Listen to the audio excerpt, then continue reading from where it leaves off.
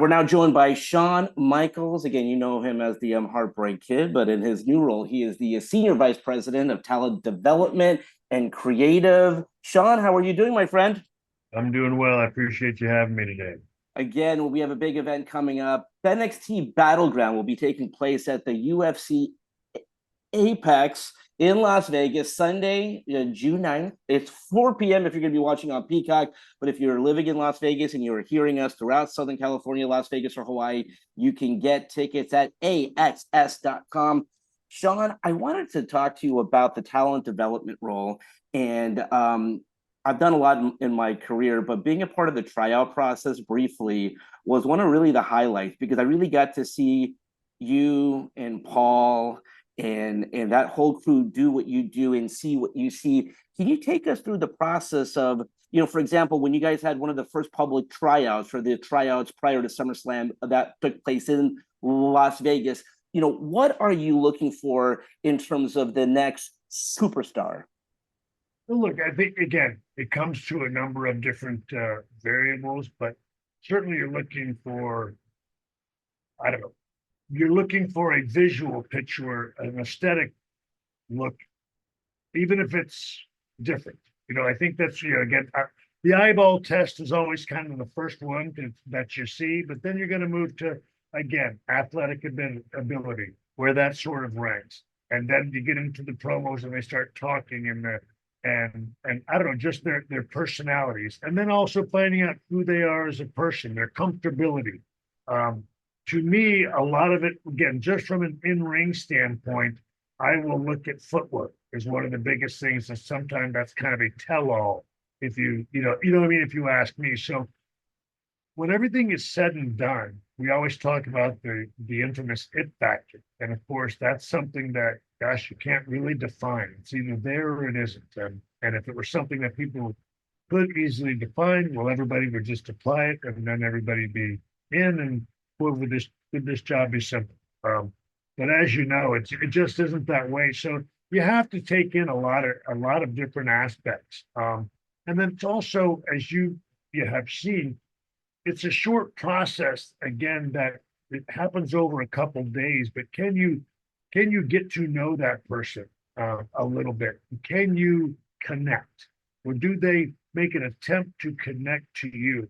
A lot of times when everything finishes, that's what it's going to be when it comes to the viewer at home, is can you connect, or does that viewer connect with you? And a lot of times that's hard to find out in a couple days. But you do your best to assess all those different things going on in your head and write them down on pieces of paper. And then you come to your conclusion and move on from there.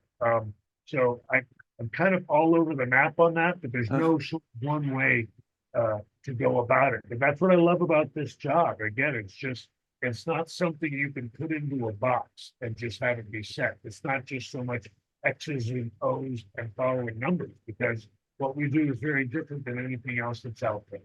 When TKO was formed and UFC and the WWE were under the same umbrella, a lot of people talked about like events and stuff like that. One of the things I was most intrigued by, and this may be the first thing that happens under this new partnership, is the UFC Performance Institute and the WWE Performance Center and the synergy that may live there. Have you had a chance to check out the Performance Institute and touch on sort of, I mean, again, these two places are really trying to cultivate the future of both companies. Do you see any synergies there? Well, look, I'll say this. I know that we are very excited about going out there, and that is one of the big to-do lists, to just see to actually physically get to see it. We have got to talk just a little bit with their folks out there, and it's I have to tell you again, for someone that came from, again, just being kind of a wrestling fan, and then you go through the territory days, because that's how I learned.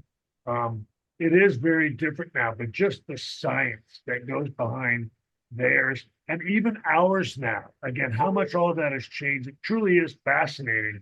And certainly theirs, because it's very different than ours, it's probably got multifaceted aspects of the science that would never really kind of apply in our line of work. But still very fascinating. And yes, our team is definitely looking forward to going out there and just seeing what we can glean from what it is they do. And obviously, if there's anything they get from what we do, I'm sure everybody is looking for advantages at this day and age, again, to make their fighters, to make their performers the best they possibly can. So whatever it is you can do to enhance that, we're always looking out for the latest and greatest on that.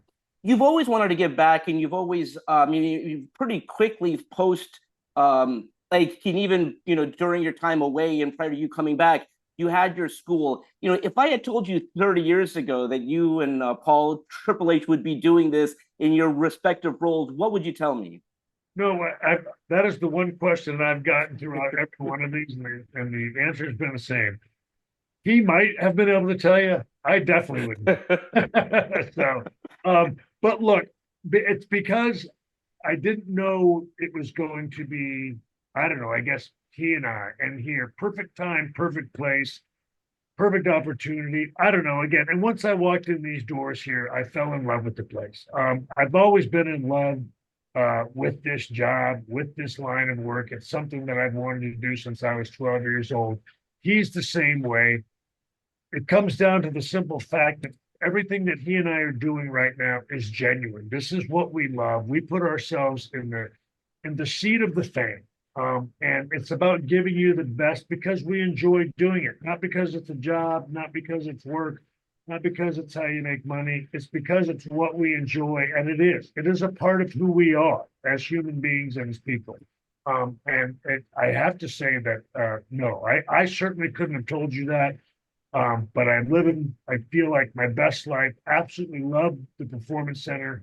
Love what we're doing here in NXT, and I'm loving the idea of being, the brand that is going to come out there, have the inaugural show in the UFC Apex, and once again have NXT doing historic things and the WWE doing historic things to and for their fan base and for their athletes. It's going to be a fantastic time, June 9th. And we just, still have one more week to get there, have one more big week on the USA Network that a lot of big things are most likely going to be happening. So that's an exciting time to be a fan, an exciting time to be a fan of NXT.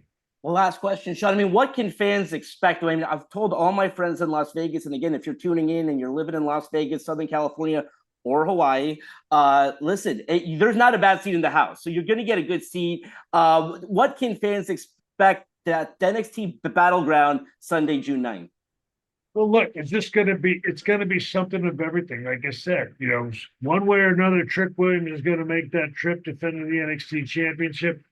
Again, literal historic moment with Roxanne Perez defending the NXT Championship against TNA's knockout champion Jordan Grace.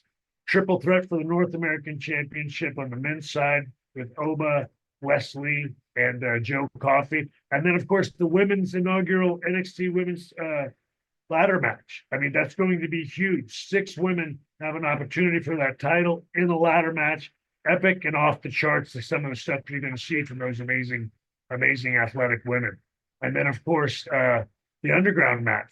Again, the 2 former cage fighters, Shayna Baszler and Lola Vice, going at it. And again, the invite of that match is going to be off the hook. And then, of course, the tag titles are also being defended that night. So big, big night. Sexy Red going to be out there. You know what I mean? Hosting. So it is going to be an absolute blast. And a perfect place for it to happen is in Las Vegas on June 9th.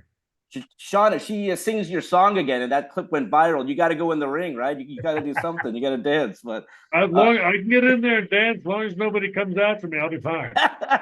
Shawn Michaels, thank you so much. Looking forward to seeing you in Las Vegas again, the future home of WrestleMania next year. But for right now, the home of NXT Battleground. Shawn Michaels, thank you so much. Thanks so much for having me. I appreciate it. Thanks.